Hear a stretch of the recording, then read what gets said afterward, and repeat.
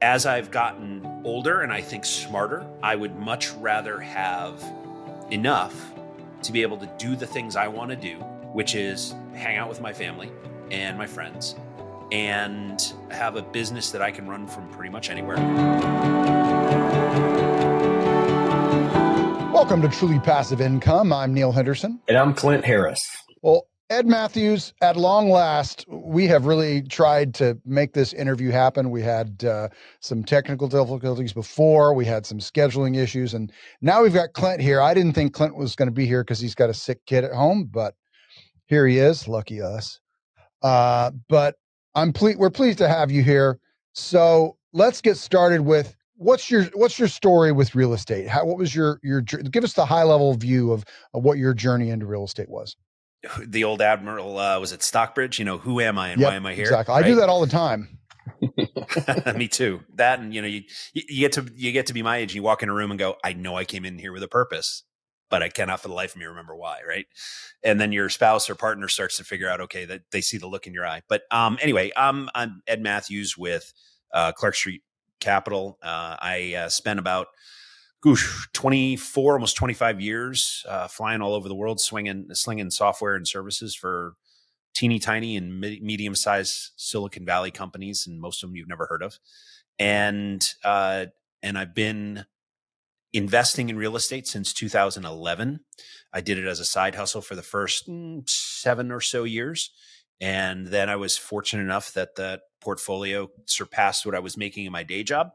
And I got to reintroduce myself to my 2 little girls and my wife. And turns out after all that time on the road, they still liked me and I was welcome. So I got to hang out and that was a good thing. And so I've been full-time here at Clark Street since it was actually 6 years ago last week. No, I'm just curious. So your story is, there's a little bit of overlap with the way that mine worked. Is that, like, long career, I was in medical for 16 years, built a portfolio on the side, and eventually those numbers kind of made the decision for me, and I made the jump. But I started investing, a few years after you did, but back then there was very limited ways to network and learn and educate. I was renting CDs and audiobooks from the library. And there were not many of them, trying to learn that way. And it was not until, and I would say the first 9 to 10 years of my real estate investing, I did it completely wrong. And I was just relying on the people around me. And in retrospect, they were terrible at what they were doing. And so how did you, when you got started that long ago, like, how did you educate yourself if you got a Silicon Valley background? Like, it's not like, maybe you grew up in a real estate household. I don't know, but like, you did something successfully to get to the point where that was able to overtake what you were making with your career. What was that like in those early days for you? So back in the olden days, we had these things called books. And so I read Rich Dad, Poor Dad in 2008. And it fundamentally changed the way I looked at the world, basically, certainly my career. And it took me 3 years to get the courage to pull the trigger on that first deal. And after that, once I got that first deal done, it was like, ooh, that actually wasn't that hard. And so we would flip a couple houses, take the capital from those, buy a multi, flip a couple more, buy a multi, and rinse and repeat for the better part of, just about 7 years. So the way I learned was, Robert's book got me cooking. I bought Carlton Sheets. If you've ever heard of him, I bought his system back. That was, one of those 2 a.m. infomercials that I bought. Ron LeGrand was someone that I paid quite a bit of attention to. Robert Allen was someone I paid attention to. Nothing down in the 2000s, and I took a little bit from each one of those that seemed to make sense to me, and cobbled together a side hustle that, frankly, it really wasn't a business in that. If I stopped, the business stopped. So one of the things that I learned very quickly, I decided, okay, I'm leaving corporate America, and a bunch of my colleagues and friends from that world were like, hey, we want to invest with you. And I had to tell them, I said, look, it's basically a side hustle, and I don't have business systems. I don't have processes. I don't have technologies to keep this going if I want to take a day off. Right. And so, I told them, I said, let me go break stuff. Let me go screw stuff up, because I've already screwed up a bunch of stuff and I already know how to fix that. And over the course of the first, I don't know, year and a half, I broke a lot of stuff. And, we would, and then I'd put my, my consulting hat back on and say, okay, what's stressing me out? What's not working? What's ticking me off? And slowly but surely, we would create checklists and process and procedures for, here's the due diligence process that we go through when we buy a property. Here is here's how we onboard the building. Here's how we onboard the residents. Here's how we do this. Here's how we do that. And got to the point where it was a business and it could survive with me taking a Saturday off. And, lo and behold, that was kind of an inflection point for us, because once we had those systems in place, it freed me up both physically, time wise, but also mentally, to be able to think bigger and start to run the business as opposed to be the business. So what was the size and makeup of your real estate portfolio once you started to build those systems and processes? So when I left DocuSign, which was my last job in corporate America, I probably had 140, 145 units. And it was to varying degrees of success, right? And it was a lot of small buildings, right? So it was a lot of 3 families, 4 families, 5 families. I think the biggest one I owned at that point was a 6 family here in Connecticut. What I did immediately was I started to sell those off and buy bigger buildings. And by bigger, I mean 8s, 10s, 12s. So I was basically selling a 4 family and buying an 8, selling a 6, buying a 12. And that process was the last, 4 or 5 years. So I've always bumped around 140 to about 200 units in different mixes. And actually now, today, I own the fewest units I've owned ever.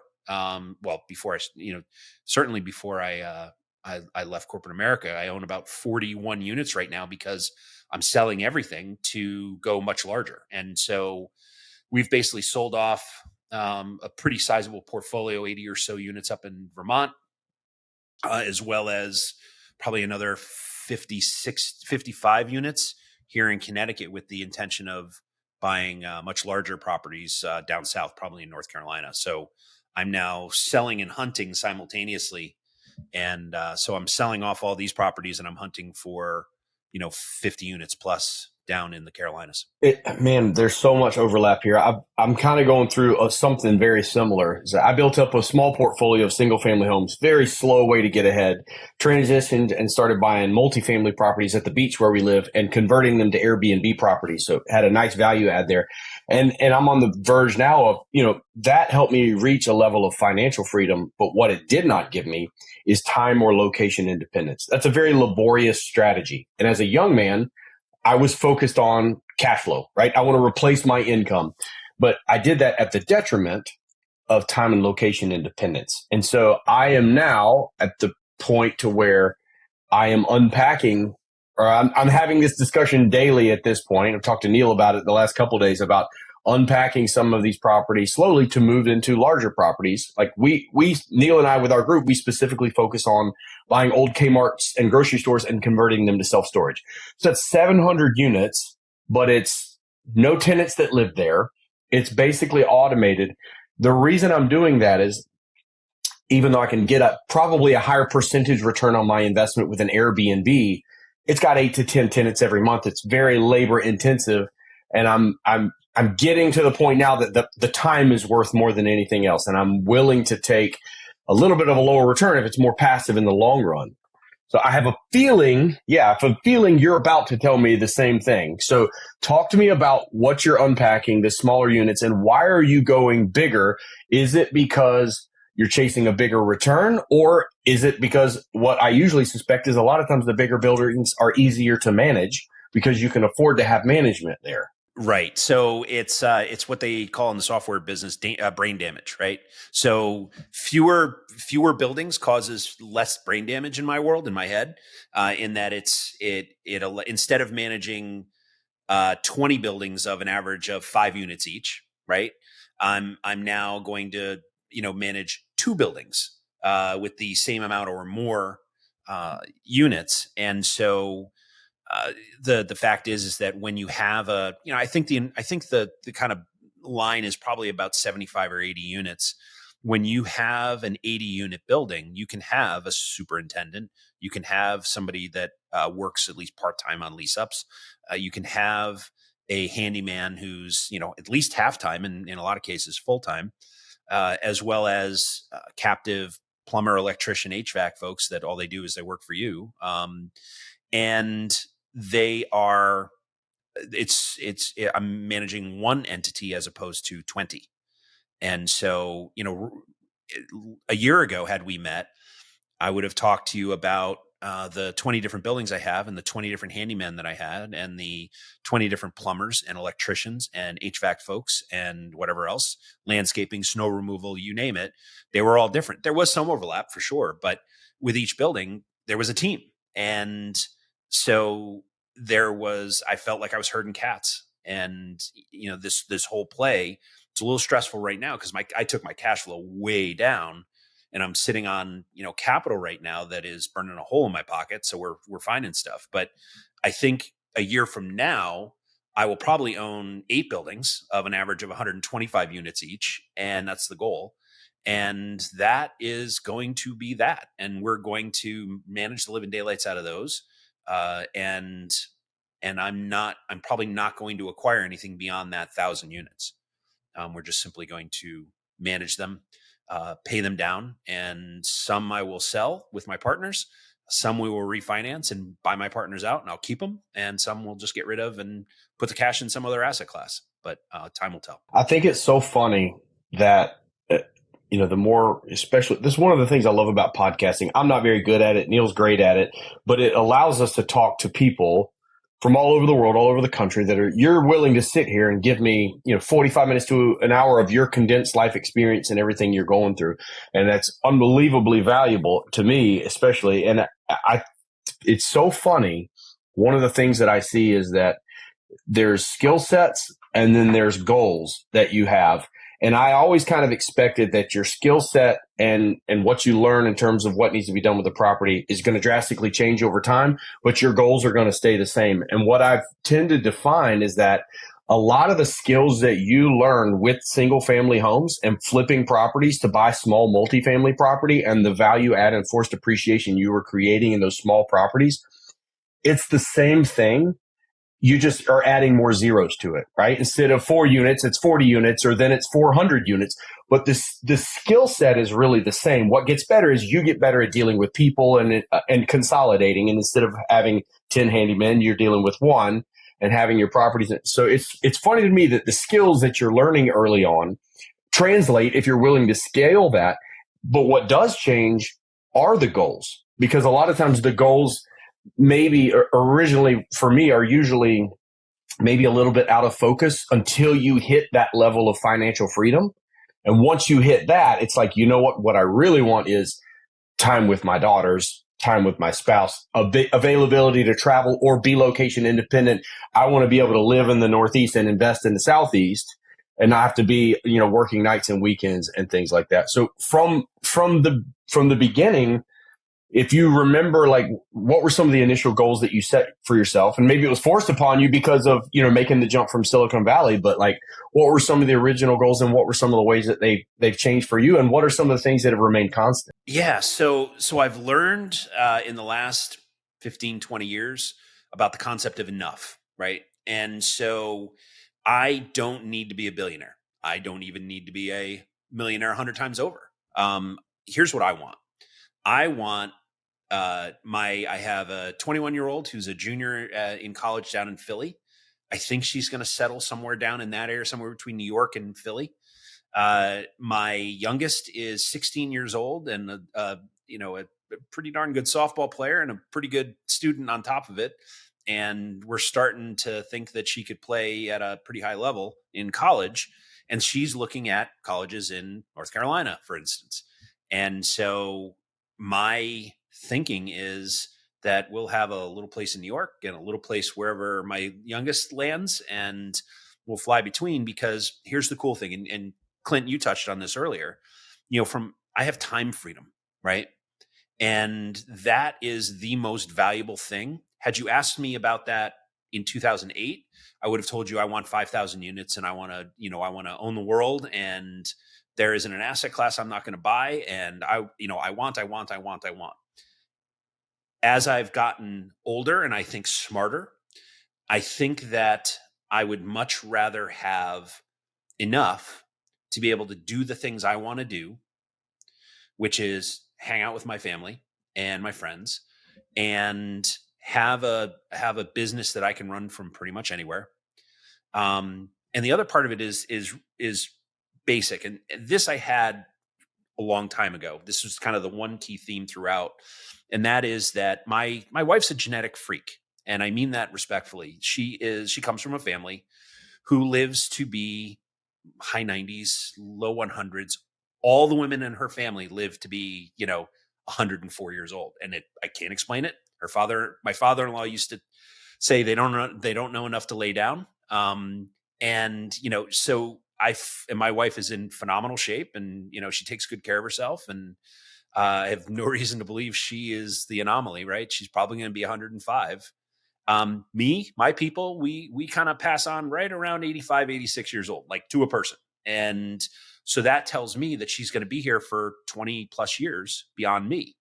And I need to know that when I lay my head down the last time, that she's going to be okay. She's my person, right? I mean, we have been together since we were 18 years old. She is my best friend. And I feel much like she feels a responsibility to me, I feel a responsibility to her. And the way that kind of articulates itself in my role here is that my job is to put this business in place so that when I do go at 85, I know that she has the cash flow and the reserves and all that to take care of her as she gets into her 90s, late 90s, early hundreds, and however far she goes. I hope she breaks a record. And, for two reasons. One, she's my person and I want to make sure she's okay. But the other part of it is I have a responsibility to my girls too, because if I don't do that, then there's the possibility that my wife, their mom becomes their financial responsibility, and that's not fair to them. And so I do it for all of them because, I think it's the right thing to do. And like I said, I really want to know that she's going to be okay when I'm done. And so that is a big part of this, and that's never changed. What has changed is I don't need to own 5,000 units. I don't even need to own 1,000 units. I had coffee with a good friend of mine right before this show, and he was saying, well, how many do you actually need? And I said, I need 250 to 300 fully paid off, throwing off cash flow, and I'm good forever. And, when I go, then, there's a little envelope that sits with my will, and inside of it will tell my daughters, sell everything, right? Stepped up basis, enjoy the money. And, I'm highly confident that I'm 54 now. So I got, as history indicates, about 30 years left of tread on the tires. And, I fully expect to run every tread right off those tires between now and then. But, the goal is that I'm focused on making sure that is taken care of. And so, my goal is 1,000 units. And by the time we pay everything off, I'll probably own 250 to 300, and that'll be perfect. It's not new for me or for people on the show to have a lot of conversations about thinking about the end game and working backwards. Usually that's of what you want your life to look like, what the finances look like, what you want your time or location independence or your freedom of purpose to look like. Frankly, I think it's an important conversation to think about, both your lifespan and your health span, right? We've got so long on this earth, and then we've got so long on this earth while we can still be active and do what we want to do. So I think it's really important to set goals that fit within your health span. Outside of that, I think it's really important to look at lifespan and look at how it affects the people around you, and work backwards from there. I think that's a very unselfish way to live and way to be. And I can certainly appreciate that. I've got a 4-year-old and a 10-month-old. And, I think working backwards from that and thinking about your spouse and your people and everything else, and understanding that, like, this is all just stuff. You know what I mean? Like, it's important because it gives some freedom and it takes stress away in your life. But the reality is, my wife and I talk about all the time, is like, I would rather die with a stack of pictures of things that I did with people that I love and going to beautiful places than with things, right? The things that are like, especially Neil and I are in the storage world, and we see things that people store away that meant something to them that they can't let go of.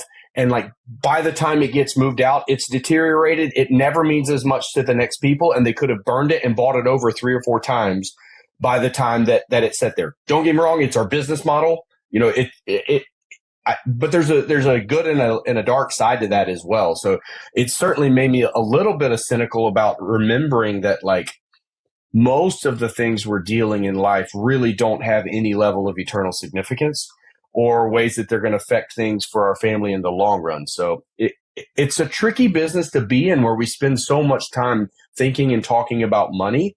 But at the same time, if we're doing it right, that's a really small part of our existence. So I love that that's an emphasis. Yeah, I appreciate that. And I respect that too. The thing is that, you look back on things, right. And memories and, I've never regretted time I've spent someplace, whether I learned something or I met someone or it was just fun. I have regretted some things that I've bought, right? And because you have it for like in back 2009, I won a contest for the company I was working for, and when you win that contest, the payoff was a Porsche, and you got a Porsche for a year, right? And it was awesome. I loved every second of it. But when that 12th lease payment went out, I thought really hard about keeping the car. And then I remembered that it was the oil change was a $400 bill.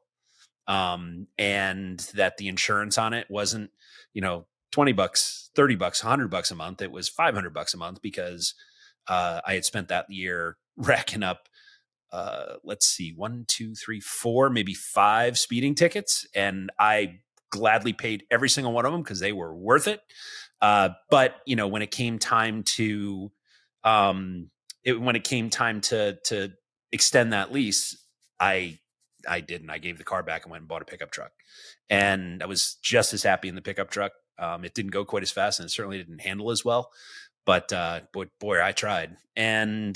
But, along those same lines, I remember, similar time where we went to Key West and spent the best 10 days that I've ever spent with my family, walking up and down the streets there and, people watching and having fun and, sitting at the restaurant that Jimmy Buffett wrote Margaritaville and, all the other stuff you do when you're down there. And I got to stand literally in the master's, so I'm a former English major and mass communications guy, right? So I stood literally at the doorstep of the studio that Ernest Hemingway wrote. I could see the typewriter, and I can remember it as vivid today as it was when I stood there. I got to see the seat he sat in and the typewriter he typed Old Man in the Sea and all the other, amazing works that he did. And I got to introduce that to my girls, and my wife couldn't have cared less. She was an accountant. She's an accountant. So, her brain doesn't work like mine, but it was really cool. And I'll remember that forever. Right. Do I remember the thrill of hitting that S curve at 100 miles an hour? Yes. Do I have some regret? Yes. Cause I had little kids and I was being an idiot, but it's, I don't ever regret the things that I do. I do regret some of the things I've bought for sure. I want to clarify, you built up your portfolio. Did you do that completely bootstrap or did you have partners? The first 7+ years I bootstrapped. So I would get a commission check and I bought the first property on Clark Street in East Hartford, hence the name, off of a commission that I got. And I took that commission and bought the place.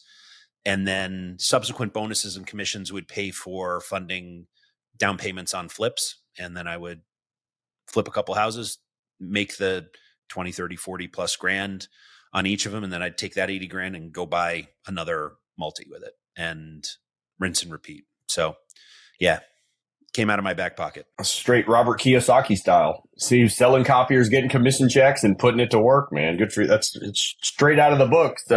that read in 2008 worked for you. Yeah, I'm too tall to fly planes, so I had to actually go sell software instead, right?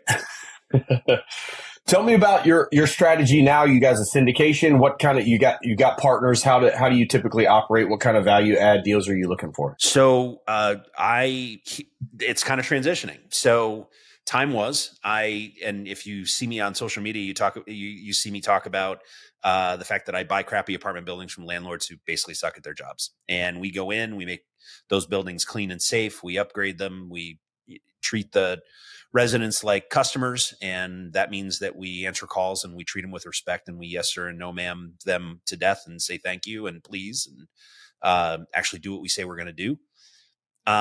That business is changing because as we are selling off those C-class buildings, which are far better than the day I found them, we're moving towards kind of two directions. One is we're getting into development here in Connecticut, so that's more.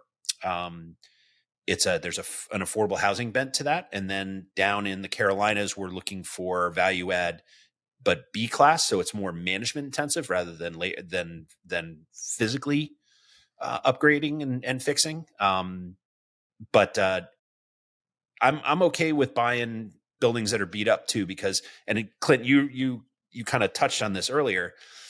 It was one of the cool things I learned about when I was flipping was that pretty much anything except functional obsolescence, pretty much anything can be fixed, and so it made me somewhat fearless. But I am also very confident in our team's ability to manage the living daylights out of a project from a construction perspective, as well as from a property management perspective. So over the last 2 years or so, we've started raising money, first with friends and family, and then with friends of friends and family. And now we've extended that more. We're launching a fund. By the time this recording is live, we'll have announced a debt fund that we're launching in a few days, and we continue to syndicate. So I have partners. We probably have 50, 55 high net worth folks that we work with on any given project, and we are focused on, like I said, B class down in the Carolinas, developing A class here in Connecticut, and that's kind of the next layer of growth for us. So the market, your footprint is Eastern Seaboard, sort of Connecticut, all the way down to the Carolinas, or are you focusing in on the Carolinas? No, I'm focused on the Carolinas and Connecticut. So I have a profound case of entrepreneurial ADD, and so shiny object syndrome all over the place. And so if I start focusing on, originally my idea was we'll look in Kentucky and North Carolina and South Carolina and Indiana and Ohio, and when we find something, we will plant a flag. And what I realized is that if I'm scattering our efforts across all of those places, I'm not finding anything, and because I'm not spending enough time with the brokers and the wholesalers and the property managers that I really need to build tight relationships with. And so instead, we've focused on, because my life seems to be moving towards North Carolina, that's where we're focused for now. And, I make basically at least one offer a day on properties. And, when we find one, we'll plant a flag around it, whether that's Asheville or Fayetteville or Raleigh or Charlotte. And when we find one, then we'll plant a flag and build around that in that submarket. But yeah, I'm definitely focused on North Carolina. The reason that I'm focused on Connecticut is that I think there's a tremendous opportunity here in the state of Connecticut. It's a problem that a lot of, I would imagine most states have, and that is affordable housing units. So Connecticut is about 30,000 affordable units behind where they need to be in 2030, because in 2008, when the Great Recession happened, half of the general contractors went out of business and went and did something else for a living, and they never came back. And so that created a dearth of construction projects over the last 15, 20 years that has really left, Connecticut in a lurch. And so they've created this program called 830G, where if you buy land in a residential area, you can override the the local zoning, and buy a farm, and instead of putting chopping it up into lots and building single families, you can actually put multifamily in there, because the state will come in as long as you adhere to their program, and they will allow you to override and build multifamily in those same lots. You have to adhere to the safety codes, and you have to. One of the interesting things is the largest fire engine in the town has to be able to do a K-turn in your parking lot. Who would have thought? So that's easy. That's just asphalt. And the last piece is you have to put on the deed that 30% of the units are for some level of affordable housing, whether that's workman's level all the way down to Section 8. You've got to come up with 30% of the housing needs to be affordable for, I believe it's 40 years. And so the way to do that is to build a whole bunch of units, and the break even on that is probably about 50. And so we're buying land right now, and I've got a project actually not too far from this office, where we are going to buy 58 acres and put at least 80 units in there, and possibly a whole lot more, depending on what the town and the state allows us to do. And I see that opportunity all over the state. And so, one of the things that we take pride in here at Clark Street is all of our tenants range from really hardworking middle-class families to, working poor who are working 2-3 jobs just to make ends meet. And I respect the hell out of them. And because I was the child of one of those people 40 years ago, and, I watched my mom work 2 jobs, and in some cases 3 jobs to make ends meet. And so when I started to do this, it didn't occur to me at the time, but I realized it kind of connected in my head that I've been that kid. And so I feel a responsibility to, to treat those folks, because, they're good, hardworking people, and they are, doing their best to make ends meet. And so my job in that relationship is to, provide a building that is clean, safe, well appointed, so that they can be proud to live there. Turns out that it's really good business when folks enjoy where they live, because they stay a lot longer, which saves us money on turns and lease ups and all those things. And who would have thought? But it actually makes my buildings more valuable when we do the right thing by our residents, and they're happy. And I know they're happy because I see the results and the references on Yelp and other places. The other thing that is really interesting about that is that when they do move, a couple gets married or have a child, and they want to, go live someplace, buy a house, for instance. I know that the tenants, my future residents, live within a mile and a half of the building. And so we create brands around those buildings so that they are well known as very well run, professionally, responsibly run, so that when vacancies do happen, our email explodes. And in fact, in a lot of cases, we have wait lists for our buildings. So even when we lose residents, we're able to rehab the unit, get it, where it needs to be, and lease it back up in a matter of a couple weeks. So our vacancy rates are really, really strong. So it's good business. And I like sleeping well at night too. Great stuff. Ed, we're running short on time, but I wanted to ask you before we go is, what does this look like for the passive investors that are coming into your fund? So, I love the concept of truly passive and passive investing. And I thought that when I was getting into this business that I was going to be the passive investor. Not the case. And I see you two smiling, like I do. But the fact is that we're able to provide opportunities for really busy, accredited investors to own real estate without having to be the landlord, right? Because that part of this is hard. It's less hard when you have systems in place like we do, but it's still difficult. And so, our job here is to provide really good returns and keep their money safe while they do what they do, the doctoring and the lawyering and the running software companies and all that. And, we do what we love, which is buying crappy apartment buildings or buying, buildings that need to be managed more effectively, and doing a really good job of that, and providing a really good return for our investors, and also doing right by our residents. And so far so good. Very good. Well, Ed, this has been such a great conversation. If any of our listeners want to reach out to you and find out more about what you're about and what's going on at Clark Street Capital, what would be the best way for them to do that? So I would offer two ways. One is they can listen to our radio or our podcast, The Real Estate Underground, where we're talking just like this, where I get together with professionals. And the really cool thing, and Clinton, you hit on this earlier, the really cool thing about having a podcast is that I meet some really interesting, very successful, smart people who are happy to come on my podcast. But if I cold called them, they might not return my call.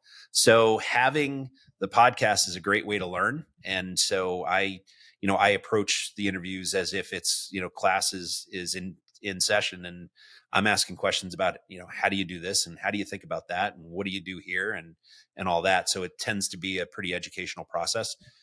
If you want to learn about the Clark Street specifically, you can hit us up on any social media channels. I'm Ed Mathews, or Ed Mathews 4 everywhere, and we're Clark Street Capital everywhere. And you can always hit our website too, clarkst.com. Very good. Well, thanks, man. It's been great talking with you. Yeah. Thanks, Neil. Thanks, Clint. Yeah, I appreciate your perspective, and thanks for your willingness to share. Thanks a lot. My pleasure. Thank you so much for listening and watching the Truly Passive Income podcast. If you liked the show, if you think it would be useful for someone else, the greatest compliment that you could give us would be to share the episode, leave a comment down below, or leave us an honest review. If you have any questions, don't hesitate to let us know down below. And remember, with truly passive income comes freedom of time, place, and the freedom to pursue your higher purpose.